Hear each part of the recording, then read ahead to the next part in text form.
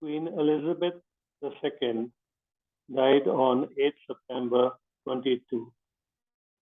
She was 96 years old and working right till the end. This is her story. When she was Princess Elizabeth on 21st April 1947, on her 21st birthday, she made a profound birthday pledge. She said that she was devoting her whole life to the service of her 34 realms, of which her father was the king, and that her whole life would be spent in the service of the great imperial family to which she belonged. Now, Princess Elizabeth had made this pledge, and when she became queen in 1952, she continued the pledge as the Queen of England and of her 34 realms at that time.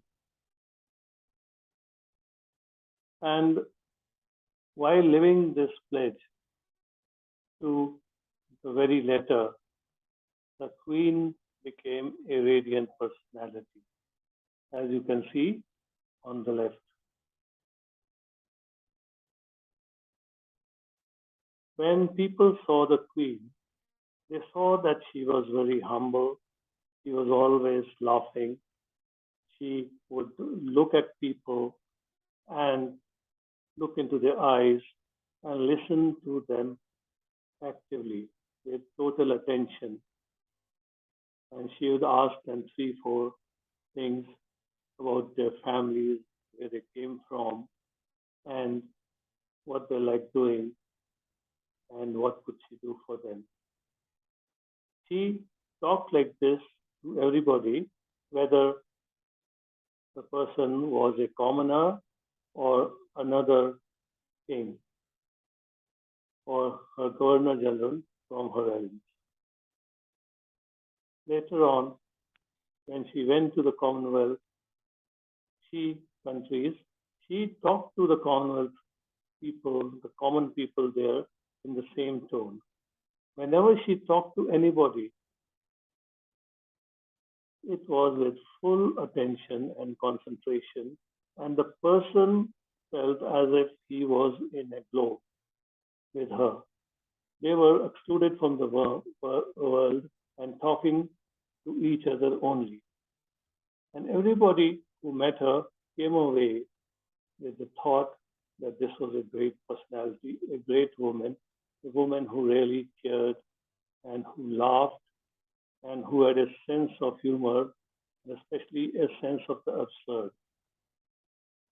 And she made a lot of jokes all the time, jokes directed at the person with whom she was talking. There's an instance after a weekend spent at Balmoral Castle as a Queen's guest, Canada's Governor General Michelle Jean 1 year ago said this, that when she went as a guest on a Saturday to Balmoral Castle, she saw that the atmosphere was relaxed, informal, and the life was as if you were in a normal, happy home. Elizabeth and her family started by preparing a family meal in the evening. They all worked together, and they also invited Michelle to come and help them with the cooking. Michelle readily agreed because she too was fond of cooking. And together, all of them made the meal, and this included a special salad dressing which the Queen made herself. She had devised this salad and she loved it. When others tasted, they say, yes, it was worth something, and it was totally the queen, her whole soul had gone into making this salad. After the meal, they themselves got together and washed the dishes, including the Governor General. And it was a real happy evening. This is really living the pledge. Now, we will talk today about the funeral cottage of the Queen as it enters Windsor Castle. Windsor Castle is the place where the Queen had decided to be interred in the same vault in which her husband, her father, and her mother had been interred earlier. She had planned this whole funeral cottage many times over and modified what should be done. Inch by inch, step by step, the funeral cottage progress had been gone through and planned meticulously by the Queen herself right from 1960 onwards, and maybe even a year before her death. Now, when this cottage enters the gate of Windsor Castle, this is what happens. The cottage comes in, and after a little while, there is Emma, Queen's favorite horse. She loved this horse and would ride on her own from one place to another, going alone or all across the state and into the village, things like that. And this horse, Emma, when it was waiting there to see the Queen's cottage go by, as wanted by the Queen that she should be doing, to see her off, and the Queen herself would see her off in spirit. Emma was fitted with a saddle which was covered with a white scarf. This scarf is the one that the Queen had once worn while riding on Emma. Everything was special. On the side of the road, you see a lot of flowers, small flowers, which have been laid out. These flowers had been picked from outside the Windsor Castle gate and put here in memory of the Queen. These flowers were from her subjects, and she wanted her subjects to be part of the funeral through the flowers that they had given her, and she was passing through them and watching them in her spirit. Next, when the cottage came to the cathedral where she was to be interred, on the gate of this cathedral, which is called St. George's Cathedral, and it is inside the Windsor Castle, behind the huge Windsor Castle complex, in a private location where one could pray in peace. And every day the Queen was staying in Windsor Castle, she would go there and pray actively herself. She knew all the prayer by heart, as is confirmed by the dean of the chapel with whom she always prayed. She was a very religious person. So outside the main gate of the George Cathedral, we see these two corgis, Nuik and Sandy. These corgis were waiting to see the Queen as she entered the Windsor Castle Cathedral. The idea was that just before she went in, she wanted to see her beloved Kurgis and say goodbye to them, and they would say goodbye to her. On the right side, you see Prince Andrews with these special Pembroke Wells Corgi dogs, Moi and Sandy, and he is talking to the holders who are keeping these Corgis safe outside. And he also petted these dogs there and talked to them and talked to them as if they were, they knew what was happening and said, our queen is going to come here and say goodbye just before she goes in for her burial. This is St. George Cathedral inside Windsor Castle, where the queen was buried. And you see the main gate in the center.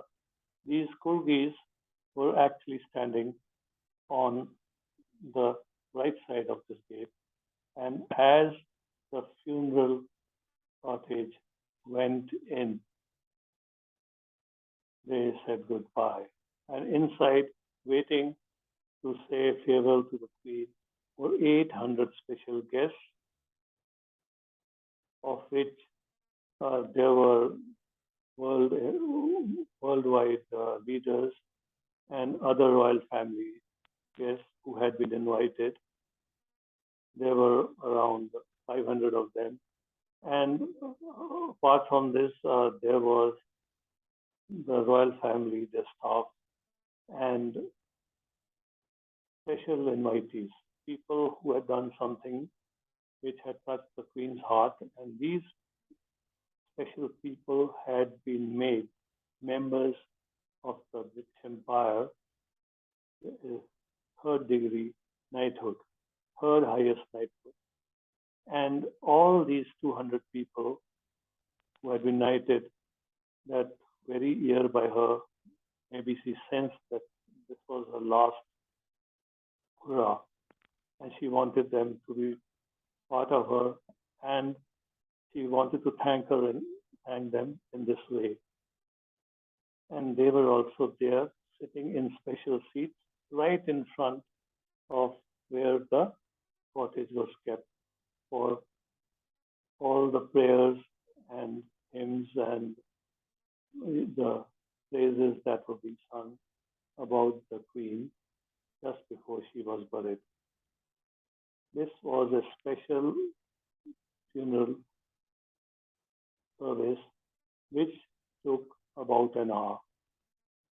And after this, in the evening at 7:30, when everybody had gone, the royal family, all alone, her immediate royal family, her sons, her grandsons, and her great grandchildren, went into the inside vault where she was interred, that is buried, along with her beloved mother, father, and the Duke of Edinburgh. So this is what the Queen was like. Now we will talk about something which actually gets you to be like the Queen.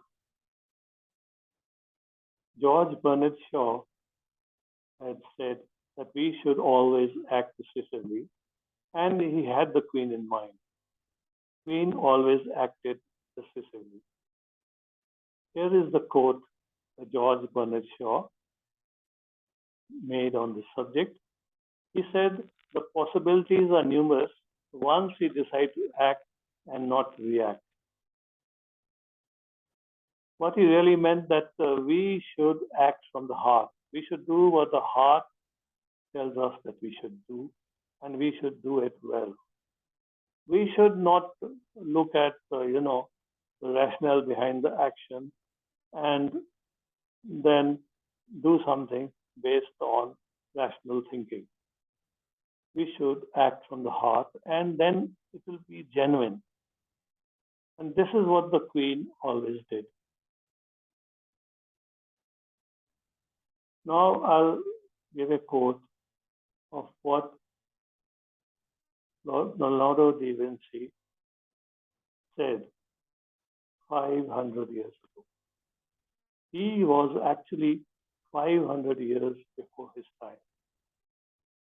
He was what we call a polymath who actually knew huge number of subjects, and he would pick up subjects on the go. He was a self-learner. And this is what he said: learning is the only thing the mind never exhausts, never fears, and never regrets. And this is what we have to keep in mind when becoming good people. And to become good people, the first step is to learn all about what you see here. Just look at these words.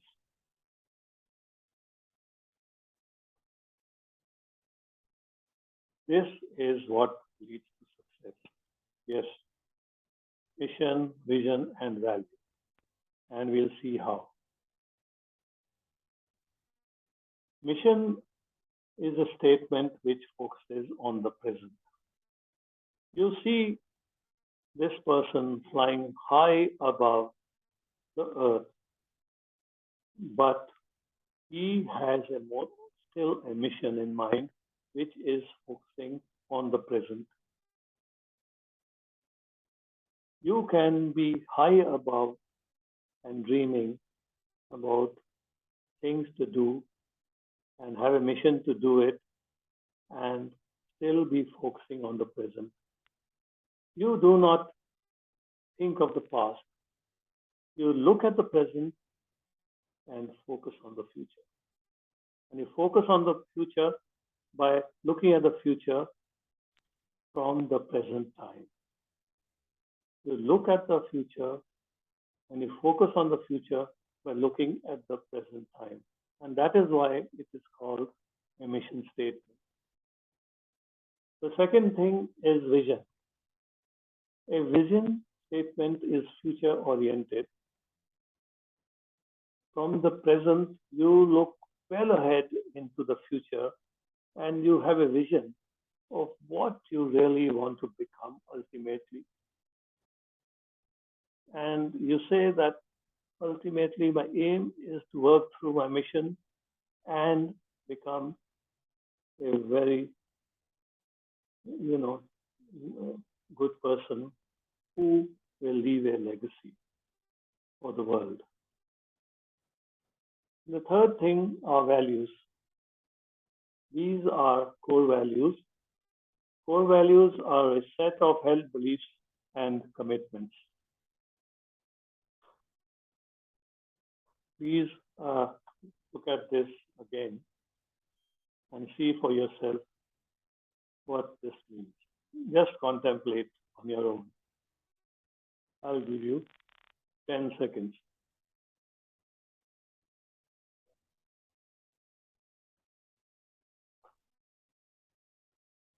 Okay. Now, when we make our personal mission statement, we start by answering 5 questions. You just cannot make a mission statement out of the blue. You have to ask yourself 5 questions, and based on the answers you get to these 5 questions, you make the mission. The answers have to be specific and honest. They should come from the heart, these questions and the answers to them. So you ask your heart very sincerely, what is important?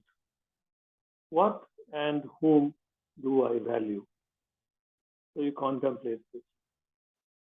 So if I say, I value Vaheguruji, the creator of the universe. Now look at that, and I want to be like Vaheguruji. So this is what is important to me. So when I say this, my mission will turn out to be totally different than if I say, oh, I value Warren Buffett because he started from zero and he invested everything he had into shares right from the age of 11, and he became one of the richest persons in the world, and he's very happy. I want to be like him. Okay, then you'll take a different path. So you have to see for yourself what is it that you really want to do.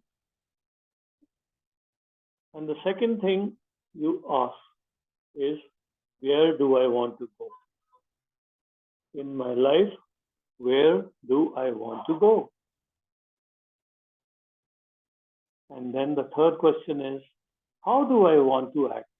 So, how do I really want to get to where I want to go? This is how do I want to act. Remember that saying by Bernard Shaw. He wanted you to decide how you want to act and then take action and not react. And the fourth question you ask is, what does the best look like to me? I would say the best looks like I have purified my soul and become a very good person by praying to the Almighty Creator of the universe and, wanting to be like Him.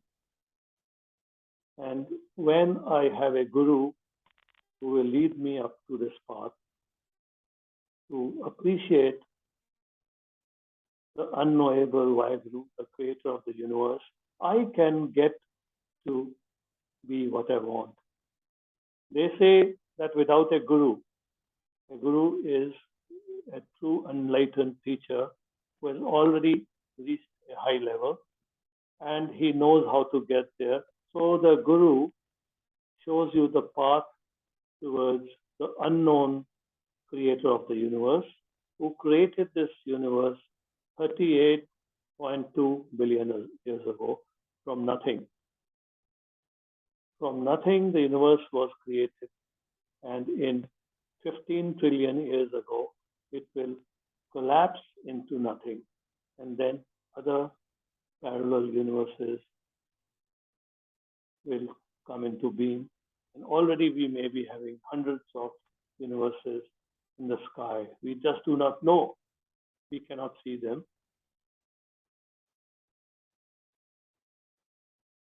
And of course, the most important thing is that when I am no more, I want to leave a legacy for future generations because I want them to take my learning and build up upon it. Why do we leave a legacy? As a teacher, and I have been a teacher for a long time,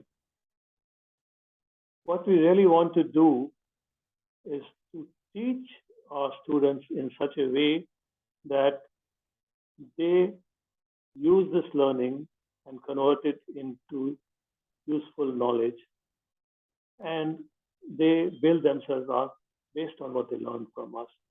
And the future generations keep learning from them. So, what legacy do you want to leave? So, these are the questions you answer when writing your personal mission statement. Now, let me look at my personal mission statement. I created this on July 1, 1982, just before I took on a job with Mahindra and Mahindra Limited. What prompted me to write this personal mission statement was a comment that my boss made. The person who had hired me and who was head of the sales and market division. He said, Sarajit, just don't go by designation. we have designated you as area manager for the 7 northeastern states. But just don't go there and assume that your job is to collect orders and feed us with orders. In 1982, Mahindra's Jeeps and trucks were selling on their own, and there was a long waiting list of up to 2 years for these products. So he said that orders are not a problem, but you should expand your horizon and do whatever you want to do that will help the company add value to its customers. The moment he said add value to its customers, this is something which I had always been doing. I said, oh, great. Thank you, Mr. Bhavnani. Now I will create a mission and work on it. So this is when I created this mission. And the mission said, share knowledge and add value to everyone I meet and to everything I do. And I took it very seriously. And I worked on it. And I was always on the customer side. Whenever anybody said, are you looking at the company's interest or the customer's interest? I said, no, I'm always on the customer side. I'm here to help the customer. I'm here to help anybody who needs help. A customer is anybody who needs help. He may be within the company or he may be outside the company. Anybody who needs help is your customer. For instance, suppose there's somebody outside and I'm watering the garden. And he asked me, Sardar Sahib, where is house number 132? I live on phase 4 Mohali. And I can simply say, oh, just walk to the end of the lane. I'll just point out to the left as I'm facing him from my garden. Or the house at the end is 132. This is what would take him to that house, no doubt. But I would prefer to stop my gardening work for a moment and really walk with him to that house. In the meanwhile, ask him, does he need anything else? And who's he going to meet there?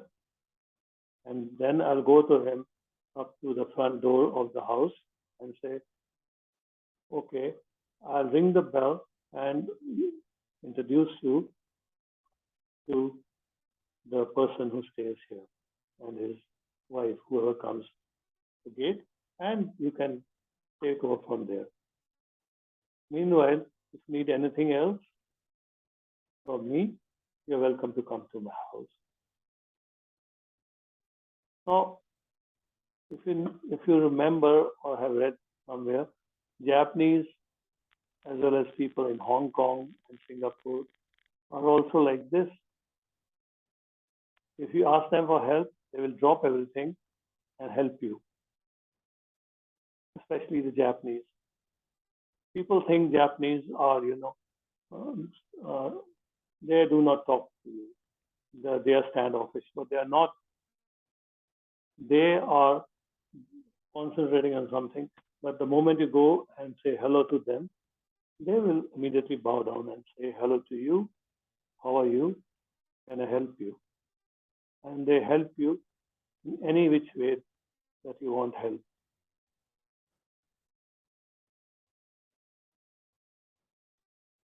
Now, what do you have to include in your personal vision statement? This is decided again by some questions. The first is that a vision statement should include 1, your interests and passions. So Why do we say we should include our interests and passions? Because when we focus on our interests and passions, we are really experts at doing these things. We gather all the information required to support our interests and passions. You would have seen that the many people who had a great hobby, you know, they will be doing something. Their hobby ultimately becomes their passion, and it makes them world famous a lot of times in whatever they are doing.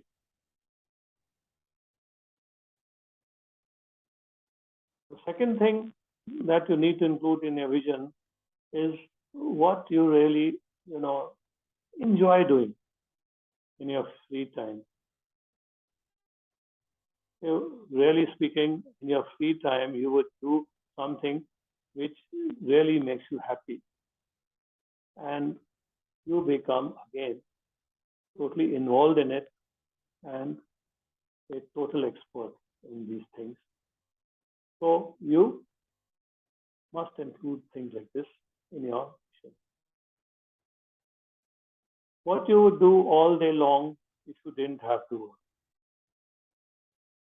Say, personally, all day long, I would love to study new things and new developments and then put them into practice.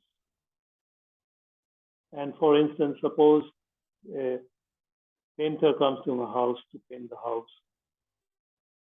I want to really know how he's going to repair the wall, put the undercoat, and then which paint he recommends that we put and how does he do it. And while the painter is with me, practically the whole day, I'm talking to him and learning from him, and giving him suggestions and telling him about the new paints and the new uh, plastering material that is coming in and how we should scrape the wall and what thinness of layer we should put it, what grade of sandpaper we should use to rub down the wall, all kind of details and things. So while he's doing the job, I am learning from him. He is learning from me. And I can tell you that in many things that happen, I have become an expert in maintaining my house.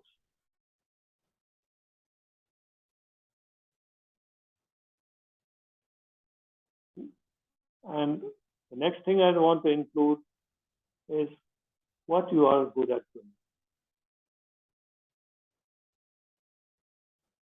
And then, considering all this, this is the vision I created for myself. Celebrate life and spread happiness across the globe. Now you'll notice this vision was also created on July 1st, 42 years ago. So obviously, I'm nearing achieving this vision. And I'm so happy, so very, very happy that I am at last doing something which will make people across the globe celebrate life and be happy. Now, personal core values help you make intelligent decisions that work in your favor by playing into your strengths, wants, and needs.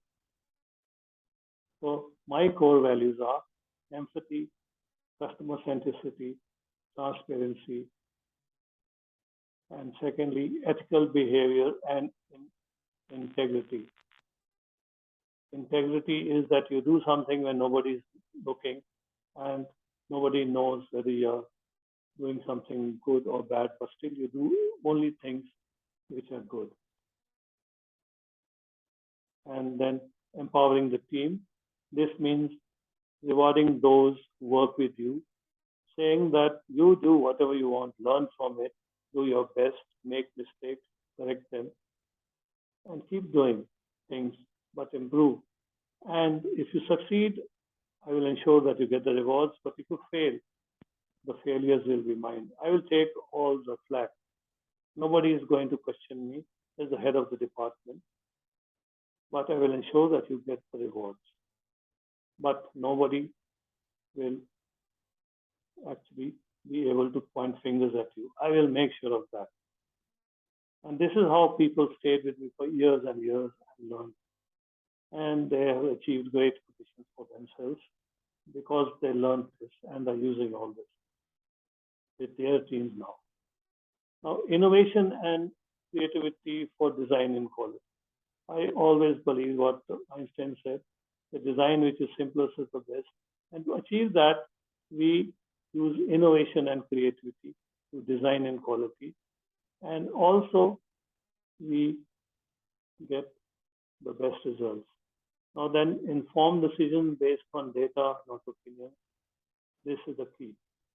We take great decisions based on data and not opinions. Actually, all my life, I have been asking people ever since I started working, where is the data? When he said something, this is not working, we should do this. I said, where is the data? How do you know that the approach you're suggesting is based on data? No, I've heard about it. Well, if you heard about it, if it's an opinion, please don't go by opinion. But opinions are mostly reactive, and people come with opinions, and if you do something using opinions, it's just hit and trial. We don't want it that way. We want to be certain and keep doing what is great based on data. And as I said, the sixth core value of mine is use simplest design that works. This is what Einstein said. And to use the simplest design that works, we also have to use the fourth core value, innovation and creativity, not design and quality. These go together, but I would prefer to look at them separately because I do not use high in technical products and computation in designing things. I want to use not chips.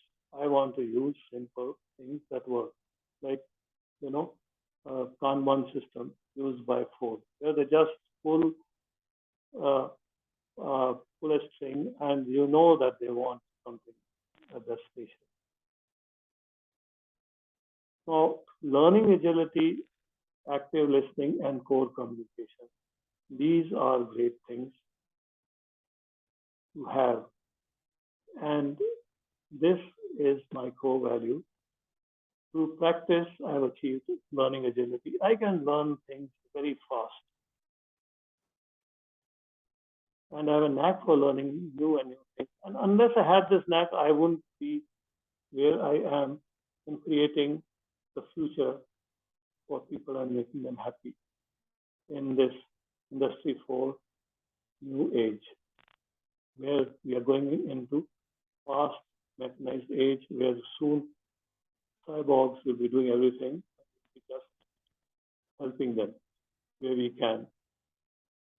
So active listening is very important. Without active listening and clear communication, you cannot really help anyone, nor can other people help. This is what the Queen was great at. And the Queen also had a great learning ability. She always learned from people and always practiced whatever she learned. Thank you very much, everybody. It has been great talking to you. And you can get to me whenever you want. My phone number is 9316-132673. It's also connected to my WhatsApp. So when you write to me, I will answer you actually the same day. I open my WhatsApp only in the morning and evening. Rest of the time, I leave it. But when there's a message, I look at it carefully and take action immediately. So just write to me at 9316-132673, and I'll be with you.